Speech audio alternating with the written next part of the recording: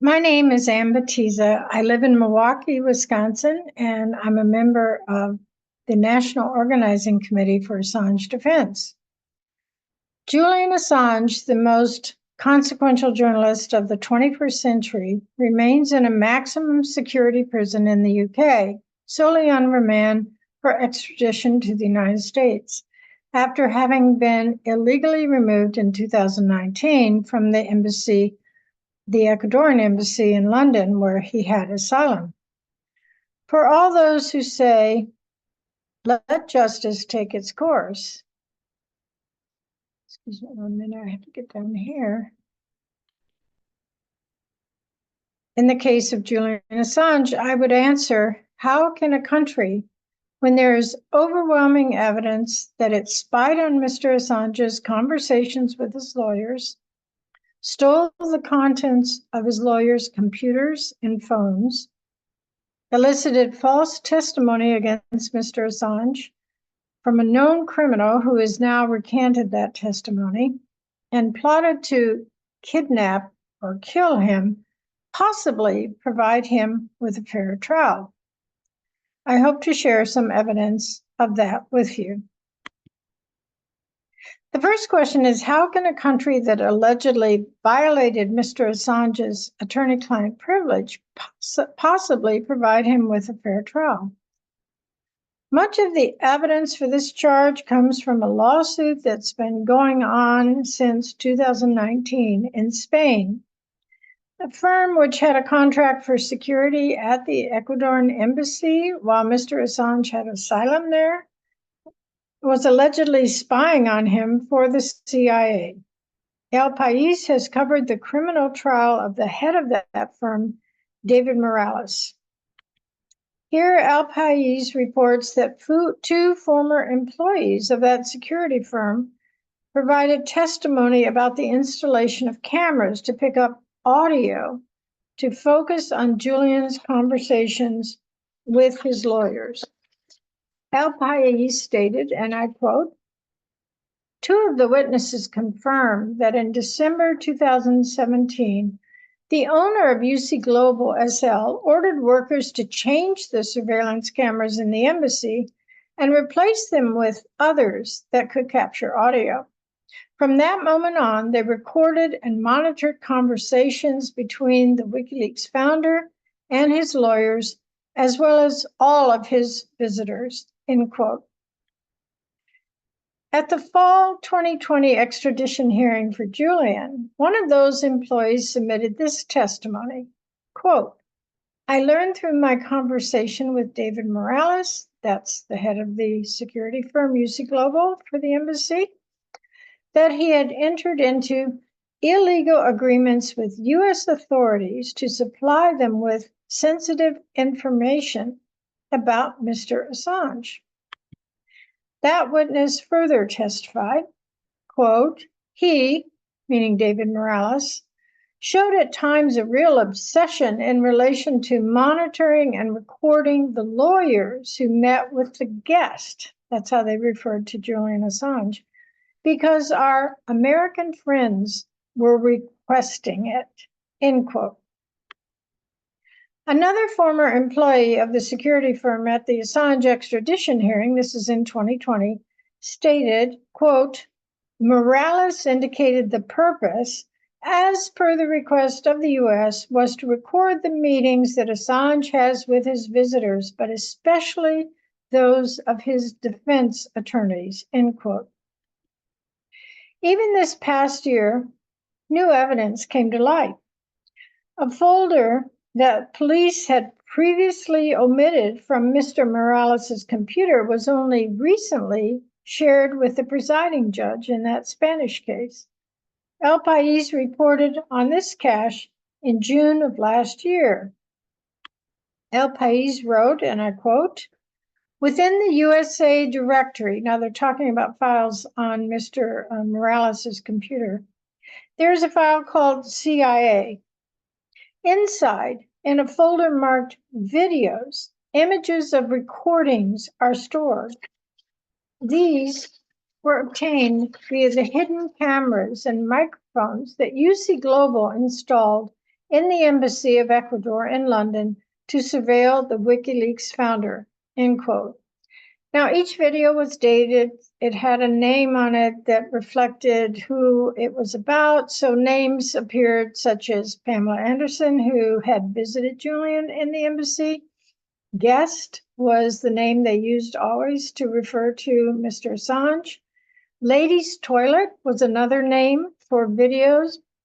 Julian would take lawyers into that room in order to hopefully have a conversation without surveillance.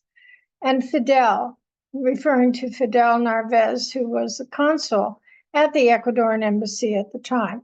So there is abundant evidence that the CIA violated Mr. Assange's attorney-client privilege and spied on his conversations with his lawyers. Now, next one might ask, how can the country that allegedly stole the contents of Mr. Assange's lawyers' electronic devices provide a fair trial? Again, El País provides evidence for this as revealed by the Spanish trial of David Morales, and this is from January of 2020. They wrote, and I quote, "According to the evidence provided by the witnesses, videos, audio tapes, and dozens of emails, the spying operation was intensive. Under Morales' express orders, the security team photographed the passports of all of Assange's visitors, took apart their cell phones, downloaded content from their iPads, took notes, and put together reports on each meeting." This is from El País on January 21st, 2020. Now, the Italian journalist Stefania Marizzi stated in her book, Secret Power, WikiLeaks and Its Enemies, that she had visited Julian in December of 2017 at the embassy.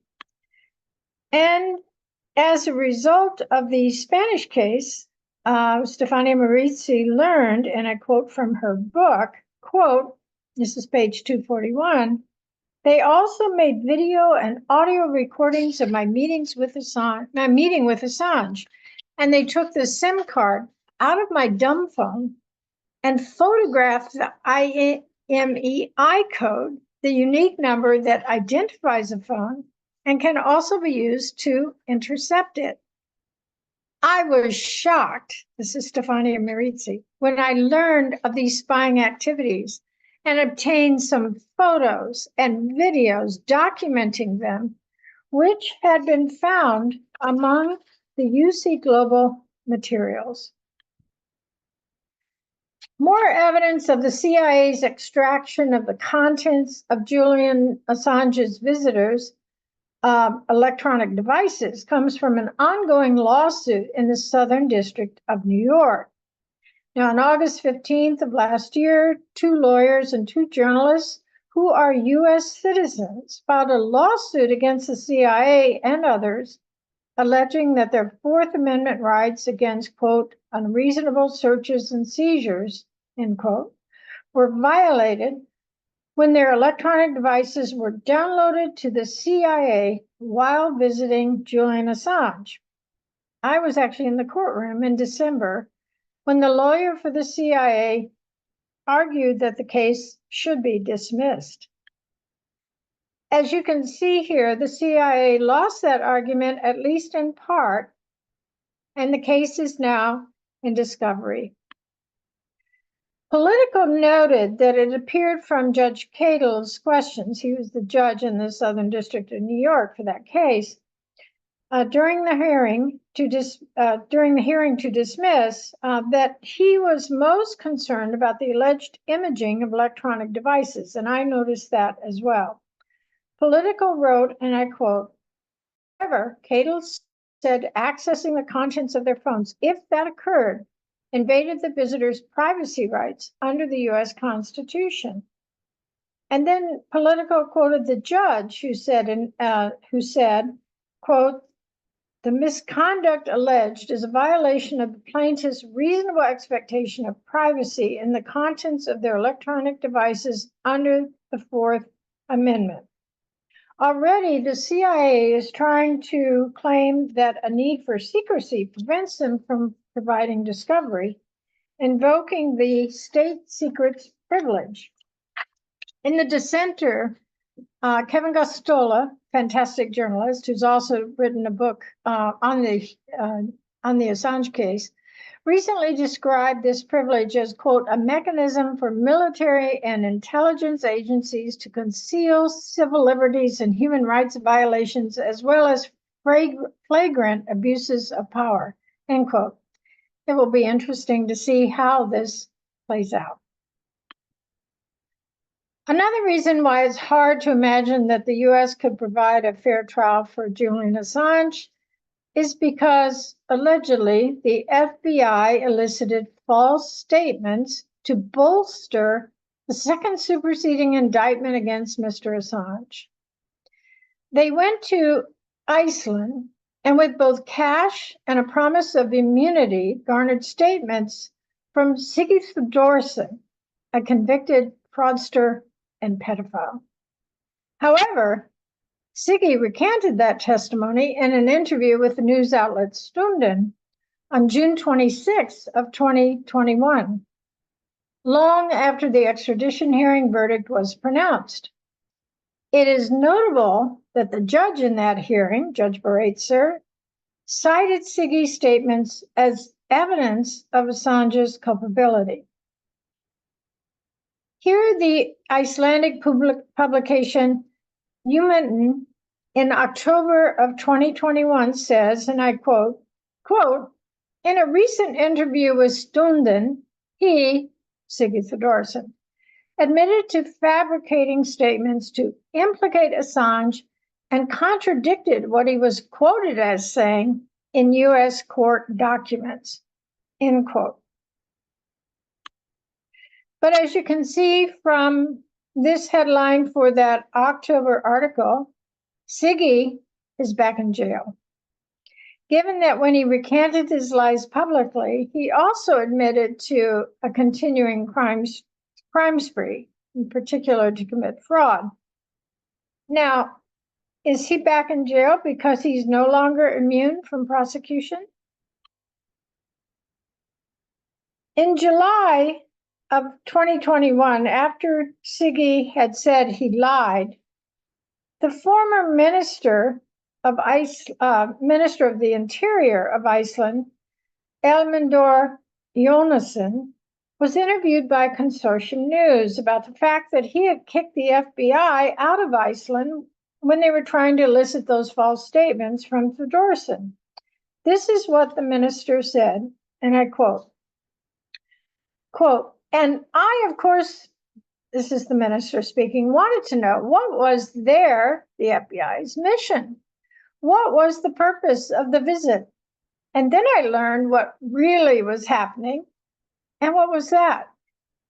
Well, they were in Iceland to try to frame WikiLeaks and Julian Assange in particular. Now, these are very serious allegations, but I choose my words very, very carefully. So it appears that both the CIA and the FBI have used their power to bias the case against Julian Assange.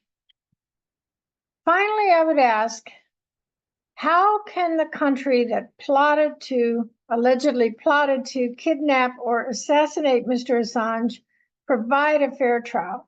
Well, what is the evidence for this accusation? Again, a former UC Global employee and protected witness from the Assange hearing said, and I quote, I recall that on one occasion, David Morales, referring to David Morales, said that the Americans were desperate and that they had even suggested that more extreme measures should be employed against the guest, meaning Julian, to put an end to the situation of Assange's permanence in the embassy, end quote. He continued, and I quote, specifically, the suggestion that the door of the embassy could be left open, which would allow the argument that this had been an accidental mistake, which would allow persons to enter from outside the embassy and kidnap the asylee. Even the possibility of poisoning Mr. Assange was discussed. All of these suggestions, Morales said, were under consideration during his dealing with his contacts in the United States, end quote. Perhaps all of you by now have heard of the Yahoo News article by Zach Dorfman, Sean Naylor, and Michael Isikoff, based on 8 sources with specific knowledge of these plans. As Yahoo News reported, and I quote, some senior officials inside the CIA and the Trump administration even discussed killing Assange, going so far as to request sketches or options for how to assassinate him. Discussions, continuing the quote, discussions over kidnapping or killing Assange occurred at the highest levels of the Trump administration, said a former senior counterintelligence official. There seem to be no boundaries. Given all of this evidence, one must ask if it is possible for a country that has already behaved in such an unjust manner toward Mr. Assange could possibly give him a fair trial. Perhaps you might also ask why you're only now hearing about this evidence. Why are the New York Times, the Washington Post, and other corporate and public media not cited here? They did not cover the extradition hearing in any detail, nor have they extensively covered the lawsuit against the CIA. This failure of mainstream media and public broadcasting has also been instrumental in ensuring a lack of justice for Julian Assange, because the American people know so little about this case, except for lies and smears that were spread about him since for at least over a decade. They know almost nothing about the threat this conviction would pose to our right to know what our government is doing in our names. That is why Julian must never be extradited to the United States. House Resolution 934 demands that all charges and the extradition request be dropped. That resolution must prevail. Please call your representatives to sign on to that resolution to free this heroic publisher and protect our press freedom. Do you know that Mr. Assange's conviction will criminalize the possession, transfer, and publication of any information deemed to be in the interest of national security, which is a very broad definition that would have included the Pentagon Papers and many of the revelations that were provided to newspapers by whistleblowers. That would criminalize the exposure of any criminality hidden by classification, which is the heart of investigative national security journalism. And although I know it is very difficult from personal experience, please raise this issue with your family and friends and within the organizations to which you belong that are dedicated to justice and protecting democracy here at home. Without our ability to know what our government is doing in our names, there can be no democracy. Thank you very much for listening. Free Julian Assange.